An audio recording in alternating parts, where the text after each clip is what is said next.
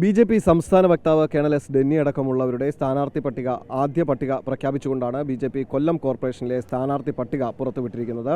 വടക്കേവെള്ള ഡിവിഷനിലാണ് ബി.ജെ.പിയുടെ സംസ്ഥാന വക്താവായ colonel S Denny മത്സരിക്കുന്നത്. നമസ്കാരം. എങ്ങനെയുണ്ട് ഇത്തവണത്തെ ഒരു മത്സരം?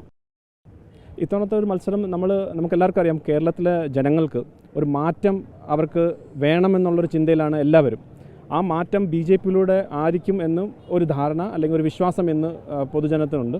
കാരണം അവരുടെ ഇത് എങ്ങനെ വന്നതെന്ന് വെച്ചാൽ, രാജ്യം ഭരിക്കുന്ന നരേന്ദ്രമോദിജിയുടെ ഒരു 11 വർഷമായിട്ടുള്ള ഭരണം, ഇവിടെ 10 വർഷമായിട്ടുള്ള ഭരണം തമ്മിലുള്ളൊരു കമ്പാരിസൺ ചെയ്യുമ്പം അവർക്ക് ആ ഉത്തരം കിട്ടും. പ്രത്യേകിച്ച് കൊല്ലം കോർപ്പറേഷൻ പോലുള്ളൊരു കാര്യത്തിൽ നോക്കുകയാണെങ്കിൽ, ഇവിടെ ഇന്ന് ജനങ്ങൾക്ക് ആവശ്യം ഒരു മാലിന്യമുക്തമായിട്ടൊരു കൊല്ലം, തെരുവ് നായ ശല്യമില്ലാത്തൊരു കൊല്ലം, അതുപോലെ തന്നെ അഴിമതി ഇല്ലാത്തൊരു കൊല്ലം, അതുപോലെ തന്നെ സ്വന്തം ആളുകളെ മാത്രം നോക്കുന്ന രീതിയിലുള്ള കൗൺസിലേഴ്സും മേയർമാരും വേണ്ട, സ്വന്തം മക്കളെ മാത്രം ചൈനയിലും അവിടെയൊക്കെ കൊണ്ടുപോയി വിട്ട് അവരെ മാത്രം MBBS ഒക്കെ പഠിപ്പിക്കുക, സാധാരണക്കാരുടെ കുട്ടികൾ എങ്ങനെയായാലും ഒരു പ്രശ്നമില്ല എന്നുള്ള അതൊക്കെ മാറി സാധാരണക്കാരുടെ ആളുകളുടെ പ്രശ്നം എന്താണെന്ന് മനസ്സിലാക്കി വികസനം എന്താണെന്ന് കൊല്ലവും അറിയണം. കൊല്ലം ഇന്ന് ഇന്ത്യയിലെ കോർപ്പറേഷൻ വെച്ച് നോക്കുമ്പം വളരെ പിന്നിലാണ്. അത് ഏതൊരു ഒരു പാരാമീറ്റർ നോക്കിയാലും. അങ്ങനെ നമ്മളൊരു ഒരു വികസനം എന്ന് പറഞ്ഞാൽ നമ്മൾ കൊല്ലത്തിൻ്റെ കോർപ്പറേഷനെ ഇന്ത്യയിലെ തന്നെ നമ്പർ 1 എന്നുള്ള രീതിയിൽ കൊണ്ടുവരാൻ സാധിക്കും. കാരണം ഇവിടുത്തെ ആ വിശ്വാസം ഇവിടുത്തെ ആളുകളുടെ കാപ്പബിലിറ്റിയും വെച്ചിട്ടാണ്. നമുക്കിവിടെ കൊല്ലത്ത് ഒരു കാരണത്തിന് കുറവുള്ളതെന്ന് വെച്ചാൽ രാഷ്ട്രീയ ഇച്ഛാശക്തിയാണ്. രാഷ്ട്രീയ ഇച്ഛാശക്തിയും രാഷ്ട്രീയ ചെയ്യേണ്ട ഒരു മനസ്സ്.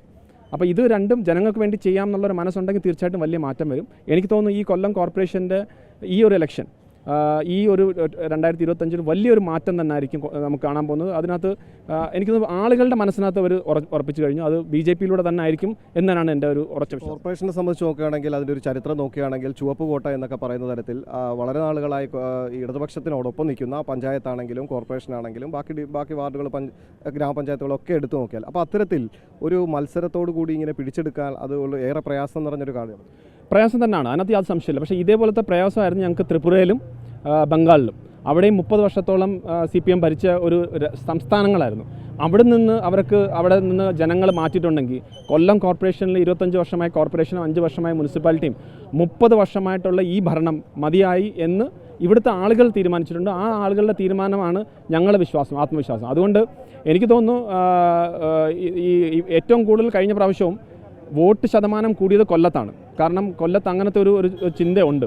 6% കൂടിയിട്ടുണ്ട്. ഈ പ്രാവശ്യം നിങ്ങൾ നോക്കുക, ബാക്കി എല്ലാ കേരളത്തിലും നടക്കാൻ പോകുന്നതിനെക്കാട്ടി ഏറ്റവും വലിയ സർപ്രൈസ് ആയിട്ടുള്ളൊരു റിസൾട്ട് കൊല്ലത്ത് തന്നെ ആയിരിക്കും വരുന്നത്. കൊല്ലം കോർപ്പറേഷനിലായിരിക്കും അത്. കഴിഞ്ഞ തവണ നമ്മൾ നോക്കുകയാണെങ്കിൽ പല ഡിവിഷനുകളിലും 2ാം സ്ഥാനത്തേക്ക് കുറഞ്ഞ വോട്ടുകളുടെ മാത്രം വ്യത്യാസത്തിൽ 2ാം സ്ഥാനത്തേക്ക് എത്താൻ ബി.ജെ.പിക്ക് കഴിഞ്ഞിട്ടുണ്ട്. അപ്പോൾ അത് തന്നെ കാണിക്കുന്നത് ഇത്തവണ അത് കുറച്ചുകൂടി മെച്ചപ്പെടുത്തി കഴിഞ്ഞാൽ അത് വിജയം അവിടെ ഉറപ്പാക്കാൻ സാധിക്കില്ല. തീർച്ചയായിട്ടും. ഞങ്ങൾ കഴിഞ്ഞ പ്രാവശ്യം 6 ഡിവിഷൻ ഞങ്ങൾക്ക് ഉണ്ടായിരുന്നു കൗൺസിലേഴ്സ്. 17 സ്ഥലത്ത് ഞങ്ങൾ 2ാം സ്ഥാനത്തായിരുന്നു.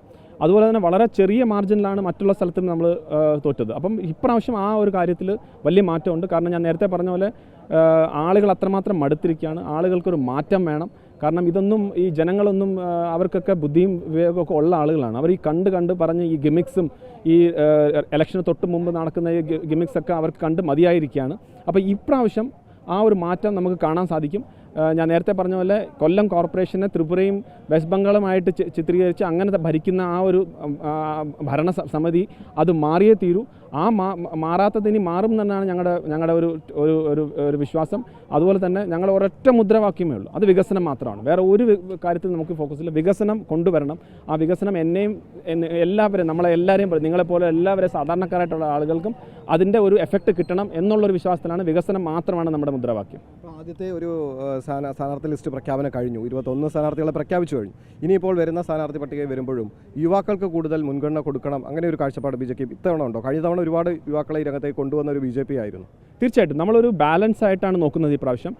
കാരണം ഇതിനകത്ത് നമ്മൾ നോക്കുന്നത് വിജയ സാധ്യത എന്നുള്ള ഒരു ഘടകം മാത്രമാണ് നമ്മൾ ഇപ്രാവശ്യം നോക്കുന്നത്. അതിനകത്ത് യുവാക്കൾ ധാരാളം, ഇപ്പോൾ തന്നെ ഈ 21 ലിസ്റ്റിൽ തന്നെ നിങ്ങൾ കണ്ടു കാണും, ധാരാളം യുവാക്കളുണ്ട്, യുവതികളുണ്ട്. അപ്പോൾ ആ രീതിയിലുള്ള ഒരു ലിസ്റ്റ് തന്നെ ആയിരിക്കും ഇനി വരാൻ പോകുന്ന നെക്സ്റ്റ് പട്ടിക വരുമ്പോഴും. അപ്പം ഭാരതീയ ജനതാ പാർട്ടിയെ സംബന്ധിച്ചോളം എപ്പോഴും യുവാക്കളും, ഇപ്പോൾ എന്നെപ്പോലെ ഒരാൾ, ഞാനിപ്പോൾ സൈന്യത്തിലായിരുന്നു, അപ്പോൾ എന്നെപ്പോലെ ഒരാൾക്ക് പോലും ഓപ്പർച്യൂണിറ്റി കൊടുക്കുന്ന ഒരേ ഒരു പാർട്ടി എന്ന് വെച്ചാൽ ഭാരതീയ ജനതാ പാർട്ടി തന്നെയാണ്. ഇപ്പോൾ നമുക്കറിയാം ട്രിവാൻഡ്രത്ത് ഷീലേഖ IPS, അങ്ങനെ നിരവധി വേറെ വ്യത്യസ്ത മേഖലയിൽ അവരവരുടെ കഴിവുകളും അവരവർ പ്രവർത്തിച്ച പരിചയം കൊണ്ടും തിരിച്ച് വീണ്ടും സമൂഹത്തിന് വേണ്ടി എന്തെങ്കിലും ചെയ്യണം എന്നുള്ള ഒരു വിചാരത്തിലേക്ക് വരുന്ന ആളുകൾക്ക് ഏറ്റവും കൂടുതൽ ഒരു എന്താ പറയുക ഒരു ഉത്സാഹം അല്ലെങ്കിൽ ഏറ്റവും കൂടുതൽ പ്രചോദനം നൽകുന്ന ഒരു പ്രസ്ഥാനമാണ് ഭാരതീയ ജനതാ പാർട്ടി. അതിൻ്റെ ഒരു റിഫ്ലക്ഷൻ ഈ നെക്സ്റ്റ് കാൻഡിഡേറ്റ് ലിസ്റ്റിലും കാണാം.